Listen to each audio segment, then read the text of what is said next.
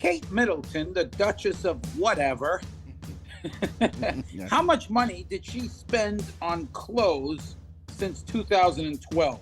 Wow. Hey, fellas, how many stamps do you have? This is totally useless information with Nick and Roy. Listen, laugh, and learn. Hi, I'm Nick.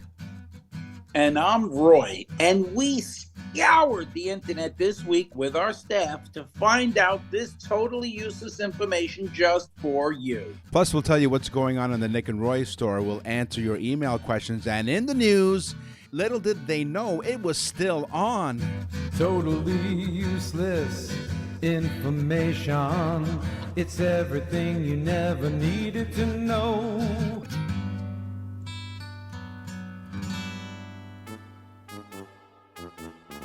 Step right up here. Step right up, folks. Don't be shy. Move it. Totally useless information with Nick and Roy present Games People Play. Welcome to the show. Thank you very much. 69 countries around the world, coast to coast to coast in Canada, on the iHeartRadio Talk Network. Now, in that intro, she says, move it. And I asked her, because we talk to the voice lady every once in a while, what did you mean by move it? And she didn't answer the question. She just said, move it. And I moved on. So, all right, sure. You know, it's okay. Now, I don't know, as a kid, if you ever played stickball. Did you ever play stickball?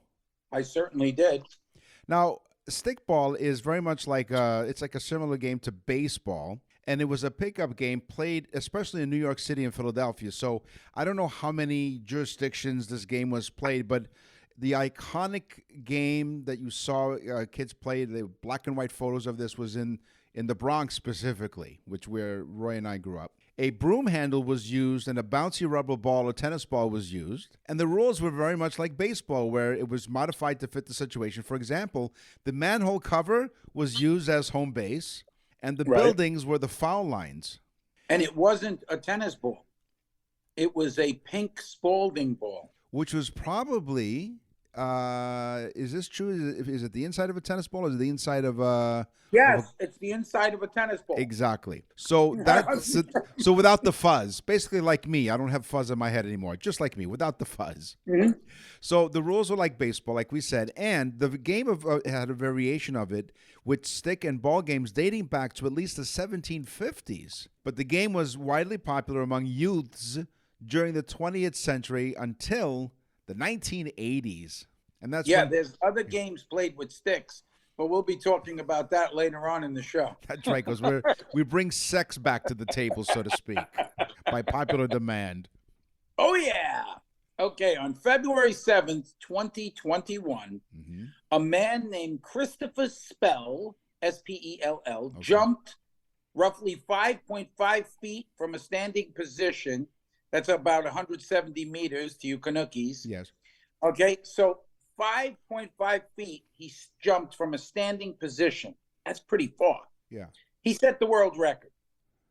But Mario from Super Mario's, a scientist decided to figure out if we were Mario, if we had the prowesses of jumping that Mario had, how far would we be able to jump? That's a great question. The answer he came up with yeah. was 25 feet high. Wow. That's like 2.5 stories or 2 stories. Wow. So basically, you'd have to jump over all of those barrels, right? Wasn't it the monkey would throw the barrels in Mario's way from the jump over? Was that the game? You know, I've never played Super Mario. Really? Okay. Nope.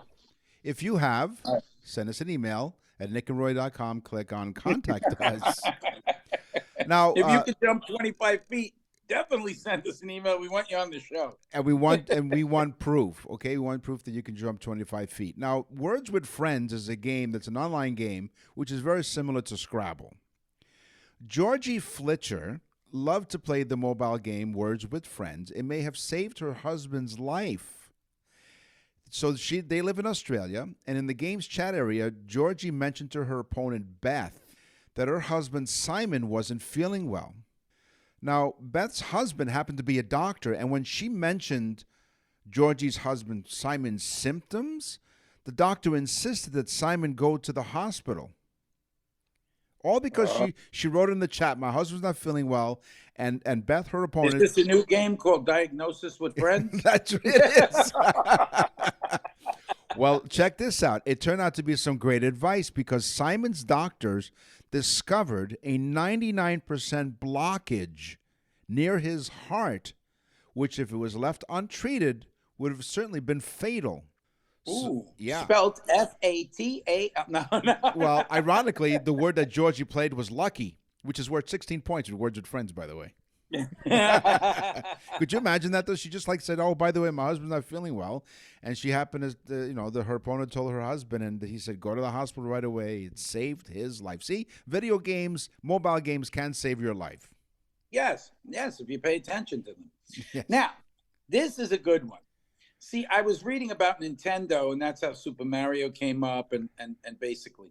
Right. But Nintendo, this shocked me. We know the company Nintendo as a futuristic game and technology company, right? That's right. How old do you think Nintendo is as a company, Nick? They're a Japanese company.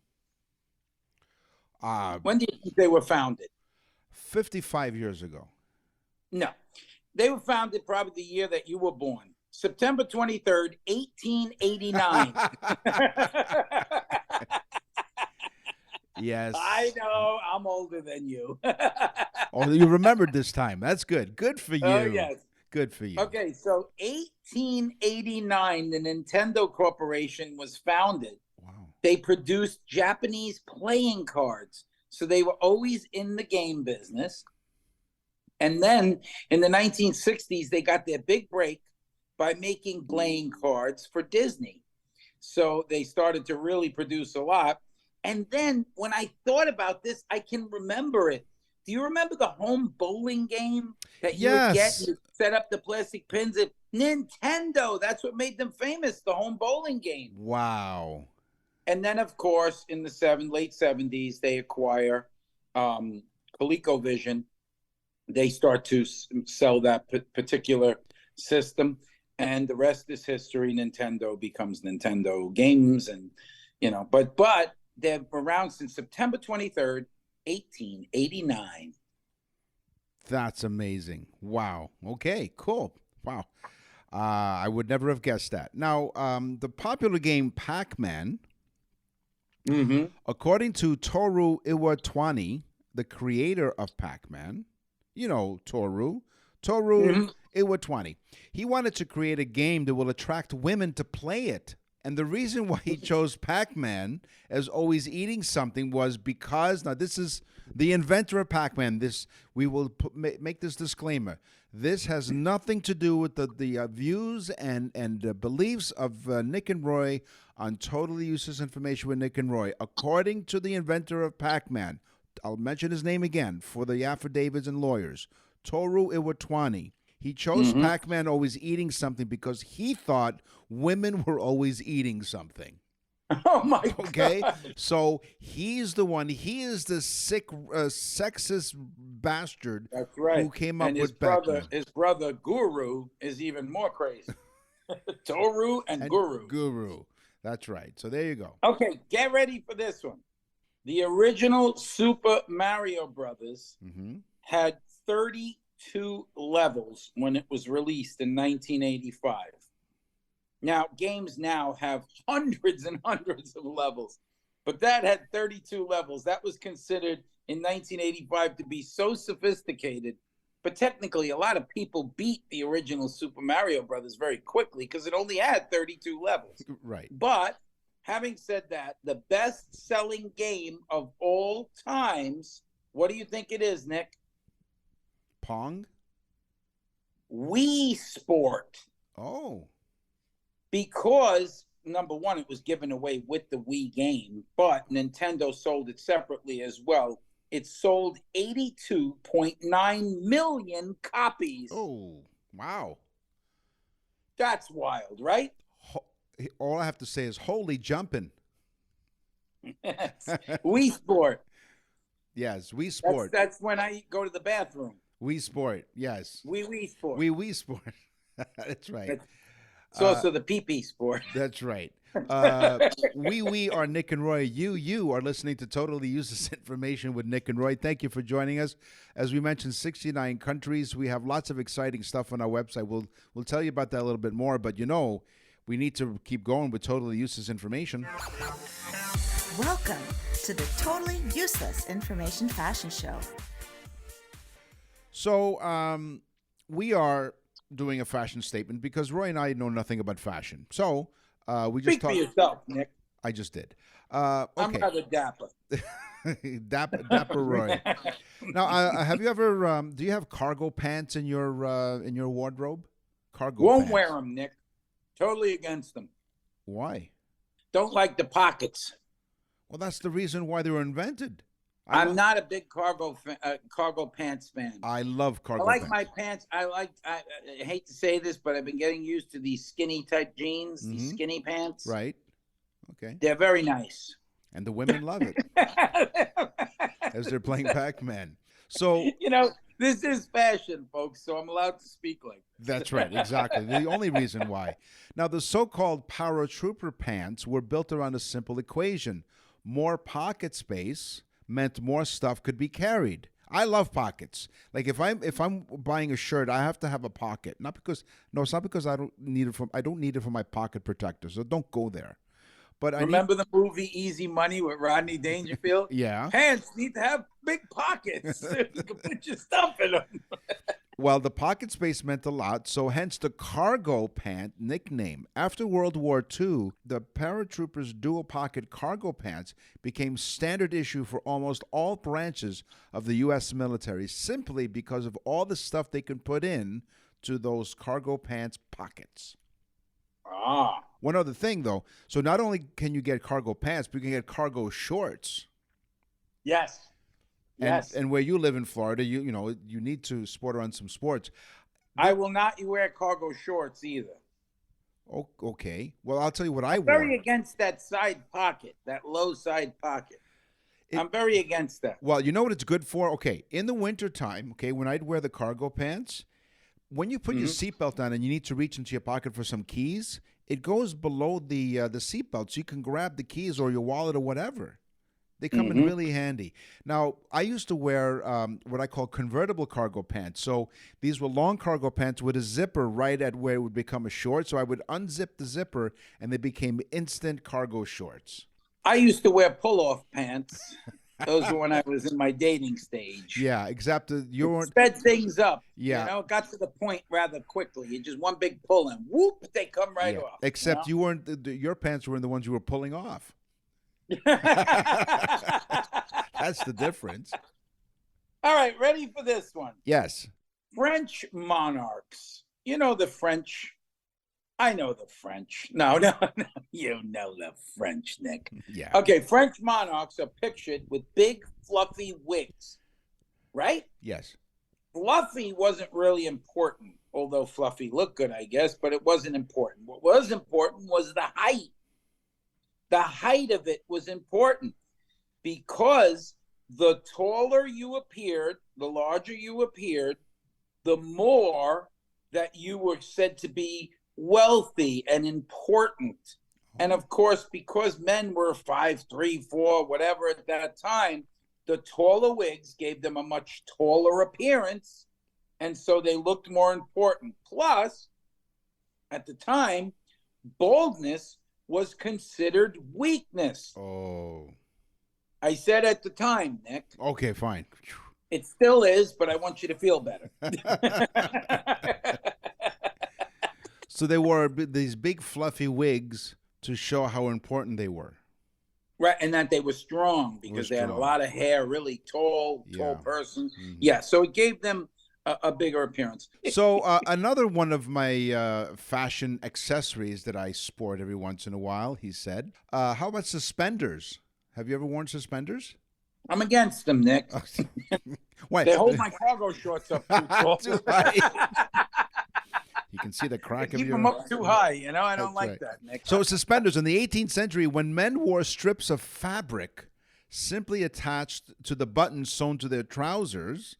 So at the time, it was very popular and stylish accessories, still considered to be underwear. and should not be visible at any cost during the 18th century. So, in the 1820s, British designer Alberto Thurston created suspenders as we know today. The gentlemen of this time didn't have many choices. Fashion invented high-waist pants, so they used tapes. The tapes that they used were no longer enough. So suspenders became a necessity for every man. Because Albert Thurston's name has become synonymous with suspenders, they started using other fabrics and then eventually elastics.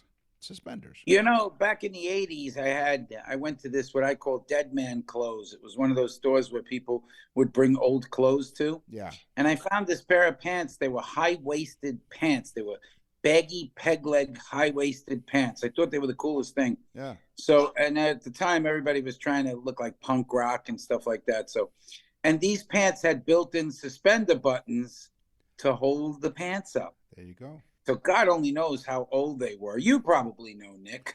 Yeah, exactly. Because I wore string to keep my pants up every once in a while. Yeah, because God knows, and then God invented Nick. That's why he needed to rest on the seventh day.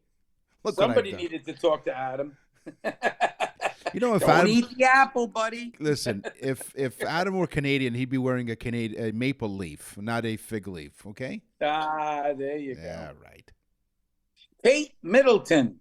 This was my tease. Yes. The Duchess of, what is she? The Duchess of York? I don't know. Let me go check it out while you talk Getting about a little heavy. She looks like the Duchess of Fork. or the Duchess of Duchies. Best the Duchies. Pest the Duchess. She's been around, I tell you. No, Kate Middleton, the Duchess of whatever she is. Actually, no, let me correct you. She's the Duchess of Cambridge, but she's Catherine, Princess of Wales. Oh, she's the Princess of Wales. I told you she was getting a little large. Wales. Nah, she's a pretty woman. I like her. She is. She's better than that other one. Yeah. What's her name? Meghan Markle. Oh, my God. Don't even say it. I'd like to put a pair of cargo pants over her head. Hey. Okay. So Kate Middleton, being the Duchess of whatever, Yes. and the Princess of Wales, she recorded that she spent $54,000 on fashion since 2012. Yeah, right. Kate, those Louboutin red bottom shoes you're wearing are about $1,000 a pair. Oh. Okay? She's a liar. Okay? And she probably did that to seem more common, I guess, with the commoners. But honestly, she wears like these $1,000 Louboutin shoes and stuff like that. But she should. I mean, she's the princess of something, right? She's the princess of lying. Yeah, she's the princess of tales. Princess of Tales. Not the Princess of Wales, the Princess of Tales. You know, Nick, every once in a while I come out with a good one. Yes. And let us know when that starts. Okay, so the next one is a blazer. Now, not the one that you used to drive in the 80s. Roy had this green blazer that we... Oh, boy. So I will tell you all about our newsletter but in just a moment, but maybe this will be one of the stories in the newsletter. But anyhow, the blazer, the jacket, the term blazer originated from the red blazers of the Lady Margaret Boat Club from 1825, the rowing club of St. John's College in Cambridge. The Lady Margaret Club jackets were termed blazers because of the bright red cloth. They were blazing red. And the term survived the original red coat. Now, the original blazer was used as a warming-up jacket. The hoodies of their time, it was worn at Oxford and Cambridge by oarsmen, also known I as... take a few of those on dates as well, you know. That's right. I wouldn't want to be chilly, you know. No, you don't want to show your face. So anyway, these sportsmen began to use the hoodies at social gatherings as well. So the blazer and the hoodie became more popular as these rowers, as they put it, the sportsmen they started wearing them. Are they called rowers? No, they're called, what is that sport? Well, it's called... Well, they're oarsmen, right? So it's the... Yeah, I think they're oarsmen, yeah. Yeah, oarsmen. Oarsmen, oarswomen. We think perfume and cologne. What do you think, Nick? When you hear the word perfume and cologne, what do you think of? France? Of course. Yes. Because French are fakers. Oh. They steal everything. Oh, no. French fries, Belgium. Right. Right? French bread, who even knows? But I don't trust them. They're lying like Kate Middleton. Well, here's a tease. How about French kissing? But that's for sex? That's coming up in the sex segment. I'm good at that. I was very good at that. I used to teach it to girls all the time. Okay, listen. The only So, that's the only French thing you like, but go on. I like French girls, too. They're very nice. Yes. Oui, oui. Yeah. C'est la magnifique. Okay. All right. Well, when you think of perfume and cologne, of course, you think French, right? French perfume. Right. Well, guess what? What? You know who invented it? The ancient Egyptians. And it wasn't originally invented for smelling good, although that becomes what it turns into. It was originally invented for religious rituals and burials. Oh. Because the body would stink. They'd keep it out for a while, let everybody come by and see what was going on. And in order to curb the smell, they would put these nice smelling things. Right. Well, these oils began to be used by some of the more wealthy kings and so on of the time because they said, why wouldn't I smell good? And so that's how perfume and cologne starts. Uh-huh. So they try to mask the body odors and whatnot from these perfumes. Oh, yeah. The old stinkers. What a segue. You're listening to Totally Useless Information with Nick and Roy. As we mentioned, you go to the Nick and Roy store, and you can find all kinds of great stuff there, including ordering a 1-year supply of the Totally Useless Information VIP newsletter. Now, that newsletter is awesome. This is not just like some nonsense thing. This is literally reading material. Plus, Nick and I put a very personal story every month. We put into that newsletter something that happened to us or about us that we don't really discuss on the show. Plus, there's all kinds of interesting information and you guys out there who send us letters and so on, and we discuss things like that. $19.95 is all it costs for 1 full year, 12 issues of the VIP newsletter. You can also order birthday messages or anniversary messages. These are special messages that we record for your special guest of honor. And here's the cool thing. When you order a birthday or anniversary message, you will get, as our gift, 12 issues of the Useless Information newsletter. So not only are you sending someone a unique gift with birthday or anniversary messages, you're also going to we're also going to provide you with the newsletter for yourself and your guest of honor as well. So Nick and I, being that we're famous in 69 countries around the world, we don't like to tell people how famous we are, but we are famous. Right. So what we want to but what happens is a lot of times you get these messages from people, certain celebrities, and they say, happy birthday, hi, how you doing? That's it. Yeah. That's the message. And Nick and I did not want to do that. No. What we do is a personalized show for that special person, a birthday, an anniversary, and so on. You can go on to nickandroy.com, go on to the Nick and Roy store, and you can listen to a sample. They're literally mini shows about the person's, the date that you were married, the date of your birthday, and then we go into a whole thing. They're fun, they're funny, they're informative, and it's the greatest gift you will ever give anyone. And that's not coming from us. That's coming from you guys who send us emails all the time about it. The last one that we did, they said they didn't know that this existed and what took them so long. So thank you very much. And they also said they didn't know that a crack also didn't exist. So I don't know how good of an email that was. That's right. So go to nickandroy.com, Nick and Roy store. That's nickandroy.com. Oh, yeah. All about sex. So hang on, hold your horses. Just hang on there. That's a little bit of foreplay because we have to let everybody know that in case we go out of bounds. The following segment of the Totally Useless Information podcast may be too sultry and too sexy for some listeners. Yeah, for the rest of you, we don't care. I'm done.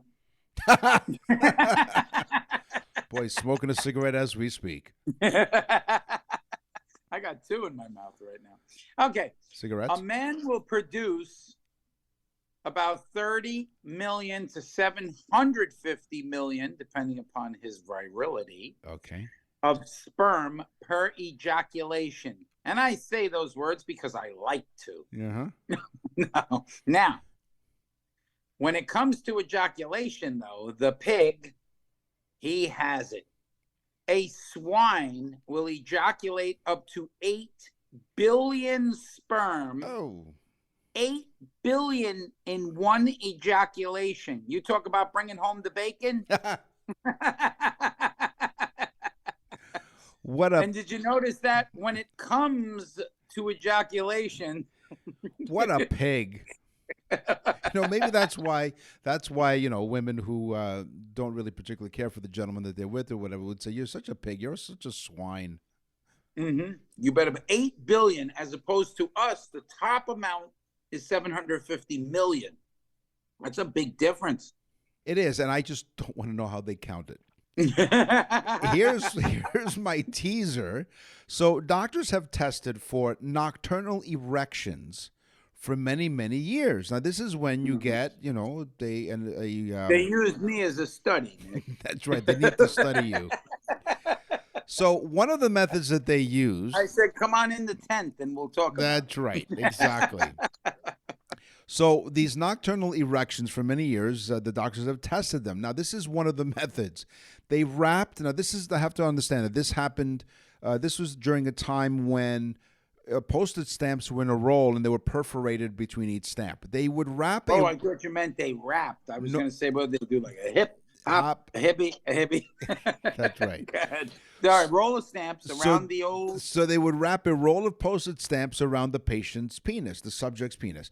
This study was done when the stamps came in rolls, and like I said, the stamps are perforated between each one. If an erection occurred at night, the doctors would theoretically be able to tell because the penis would bust through the perforations that connected the stamps. If the perforations remained intact when they woke up, that meant that the man did not get an erection. Well, I don't want to say that I'm a rather large guy, but I attempted to do that. I used the stamps, I placed them around, and then my wife mailed me to Europe. And you know what? After all that, there was still postage due. She mailed me to Europe. Wow. Now, of course, you know what? Now, of course, you don't have to lick the stamps. But anyway, you were saying. Yeah. Well, I always preferred it after they were on, but, Are you hot? Okay, sperm. Are you hot in here? Talk about sperm. Are you hot in here or is it just me? Let me tell you, it's just you. No, okay, so sperm. We'll talk about sperm. Sperm can stay viable in the reproductive tract for up to 5 days. Wow. Now, just think about that. You know how people go, I know exactly the day that she became pregnant. Right. Well, that may be a lie because it could stay viable for up to 5 days. It's very rare, though. But it is not rare for the sperm to fertilize an egg for 2 days after. So let's say you had sex on a Monday. She might get pregnant on a Wednesday or maybe possibly a Thursday. So they're still swimming around. And this is what I keep telling my wife. I'm performing for days at a time. That's right. And he's got the stamp. One sex act's good for the week. Yes, for the week, WEAK. And he's got the stamps to prove it. Did you put your wig back on? And he's got the stamps to prove it. So it stopped before it even started is what I call this one. Researchers, now this is hard to believe, okay? This is totally useless information with Nick and Roy. I'm Nick, he's Roy. Now, you may not be able to believe this, but researchers could not find anybody who didn't watch porn for a study. Okay? What? Porn use is so prevalent that it prevented a University of Montreal study from ever starting. Nick, do you watch porn? No, I don't. We found somebody. I perform in them. I'm watching it right now on the other phone. That's right. Yes. So the researchers wanted to examine men who never watched pornography, but they had to stop the study because finding participants was impossible. So everyone told the truth, right? That's what they're saying. We started a quote. Except for you, Nick. Allegedly. Eunuch. Eunuch. That's right. You like that one? Eunuch. So according to one of the reporters, according to one of the researchers, we started our research asking men in their 20s who never consumed pornography. We couldn't find any. So before the research even started, they had to stop it. You know, I tend to not like to watch porn alone. So I really prefer to watch it with my cat. A study was done in my house. No. This study was done with women with breasts. They were attached, these women, I tell you, they were attached to a brain imaging machine. And yes, get ready, the nipples are not only as stimulating as the clitoris, but they stimulate the brain in the exact same spot. Now, in my case, it's in my genes. No. Now, listen to me. I was involved in this study. Somebody had to arouse the nipples in order to figure out whether or not the brain was stimulated. Right. That's where I came in. Right. So what did you do? Show them a roll of stamps? Nope. I found a new way to use clothespins. Do they even exist anymore? Clothespins. I don't know. Does anybody use that anymore? No. My grandmother used to have a whole bag of them. She'd use them. Not for nipples. For No, I was going to say, well, she always did. Thankfully, she did laundry. Okay, so there's this whole big craze. Everyone's going to space. You know, people want to go to Mars. You've got a lot of it in between those two headphones. Yes, exactly. And so if you hear an echo, that's exactly what's going on. So this question came up, and it's quite a query. Could you have sex in zero gravity? Hey. Now, the idea has yet to be tested as far as anybody knows. Now, that's really a mile high club, if you know what I mean. Yeah. Sex is very difficult in zero gravity. Well, in some cases, sex is very difficult in 100% gravity.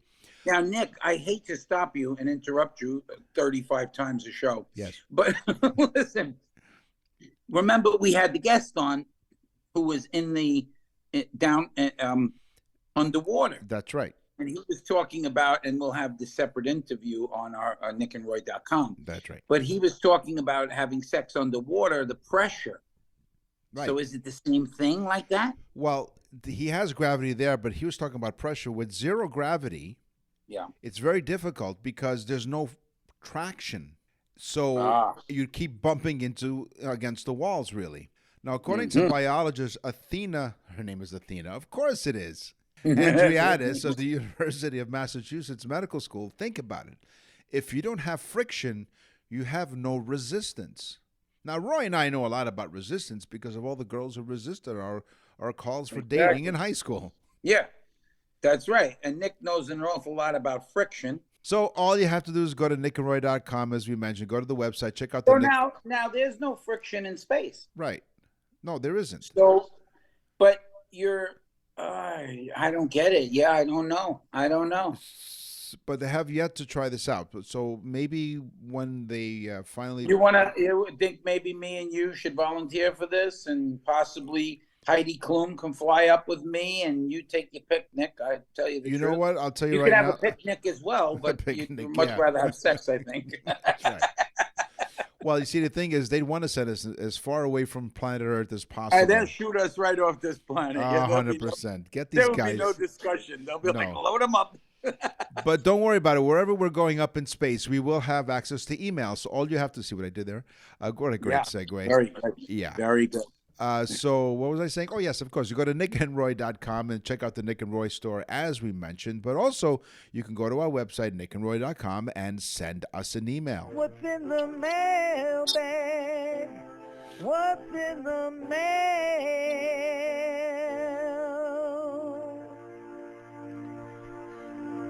My email comes to us from our fellow Canadian, Leslie from Oshawa, Ontario, which is just east of Toronto. I'm in Toronto. Roy's in Fort Myers, Florida. Leslie from Oshawa says, Dear Nick and Roy, we love listening to your show. You guys are hilarious. I often find myself laughing throughout the show, even when I don't get the jokes. I just find you, both of you, to be really funny. It puts a smile on my face. So don't worry, Leslie, we don't get the jokes either. So she writes, Here's my question. I was cleaning out the junk drawer the other day, and I came across a book of matches. That had me wondering, where did the matchbook come from? Mm-hmm. So Leslie, you should listen to all of our shows at nickandroy.com. That's right. Well, she'll find out what the patent number is. Probably. Well, Leslie and everyone else listening, although paper matches were patented in the 1880s, an early paper match folder was patented in September of 1892, so about a dozen years later, by Philadelphia patent attorney Joshua Pusey. However, the matchbook as we know it was patented a few weeks later by Charles Bowman of Lebanon, Pennsylvania. So Pennsylvania is home to two people who patented... Pennsylvania's on fire. It is. It's a hot state. Mine is from a local Floridian. Oh, there you go. Carissa, local Naples, Florida. Mm-hmm. Why does Nick always talk about crazy news from Florida? And I wrote back to her, because Canadians are boring. Gee, thanks. Which she found very funny. And yes, we do correspond back and forth with you folks. So when you send an email, don't be shocked when we write one back. You know? We do, because we're not bots. And yes. like I've mentioned before as a disclaimer, with all artificial intelligence out there, and some podcasters, how dare they, but they're using artificial intelligence. This program is 100% artificial intelligence free. In fact, none of the intelligence is real here on this We show. lack intelligence completely. That's right. 100%. So Carissa from Naples, she said she loves the show. And I like that, because we get that a lot. They write it 3 times, and I need to figure out why people do that. Yeah. I'm telling you, every week that I go into the mailbag, I notice that there's somebody that writes, I love the show. And she writes on about being a fellow Floridian and so on, and how beautiful Florida is. And she just really loves our show and tells everybody to listen to it. Well, so thank you, Carissa. So once again, go to nickandroy.com and click on Contact Us. On the show today, we talked about sex for it's been a while again. We talked about fashion. We talked about games. It's time for the news. And now, from around the corner and around the world, this is TUI News. Burglars may have gotten more than they bargained for when they targeted a Milwaukee home last week. It's not Florida. Good. The 2 men snatched thousands of dollars worth of tools from the house near 74th Street. So if you know where that is in Milwaukee, that's what happened, where it happened. They apparently also unwittingly grabbed a security camera that was still transmitting from the kitchen table. No, don't. The security camera captured the moment the 2 thieves, when they stole the camera along with the tools. The real estate broker saw the whole thing, so I guess the house was probably for sale. Somebody picked up the camera and said, what is this? And they bagged it. They didn't know. They just bagged it, not knowing it was still active. Because the house was vacant, after the burglars kicked the front door open, they spent some time inside. They realized but it's what happened later that led to those people's arrest. They took $8,000 in tools. They took the camera, which was hidden, which, again, they did not know, that can operate pretty much anywhere. So it's operating on the crook's dinner table as they spoke. We can see everything, right? A week See after them carving a turkey with a circular saw. Yes, probably. So a week after the burglary, the camera was still in the home of the burglar. They were seeing people doing drugs. They were seeing people talk about... Wait a second, Nick. So I guess you could say they got screwed. They did. They were looking at the footage. They had people talking about how they stole the stuff, where the money went. So they basically was like, without realizing it, they were confessing to Yeah, that's everything. what happens. Everything's fine until somebody throws a wrench in it. Or a camera, because she can only assume that they didn't realize that the camera was still transmitting. So the battery. If you listen to this show, folks, you'll learn a lot. You can learn a lot about crime as well. Do not steal people's phones. They can be tracked. Do not take their cars. They can be tracked as well. That's right. And definitely do not take a live camera around with you. Well, a few weeks ago from News from Around the World, because I think I called it the cracker had a tracker. So the guy who was selling crack had an ankle bracelet, and he made a run for it. The idiot! They found him. He had a tracker, had an ankle bracelet on him. Oh no, this is not normal people. Now they could have got away with the big tool heist. They did, but unfortunately, the battery-operated camera that they stole uses a cellular network, and it was still transmitting nearly 8 days after it was stolen. But that's great. That's so great. They're sitting at the table going, that was a good bunch of tools we stole. Right. They're actually sitting there and the guilt is just coming right out on the camera. Oh, my God. Not only that, but see, most of the time, and I heard this, I work at News Talk 1010 in Toronto, one of the stations on the iHeartRadio network that our show is on. And one of our crime specialists said that usually so recently, this is not news from around the world, but recently, at the time of this recording, there was a multi-million-dollar gold heist at our airport. And we promise we'll give it back. No. So it was, that's right. It was probably an inside job. And he said, the crime specialist said, chances are they're going to find the people who did this, because usually what happens is someone brags about it. You have no idea what we just did. Did you know we just stole millions of dollars of gold from the Pearson Airport in Toronto? They brag. And so these guys probably, they on tape, on the recorded. Sometimes they subliminally brag and they don't know it, like they're driving down the road and on the radio is playing Goldfinger. All that glitters is not gold.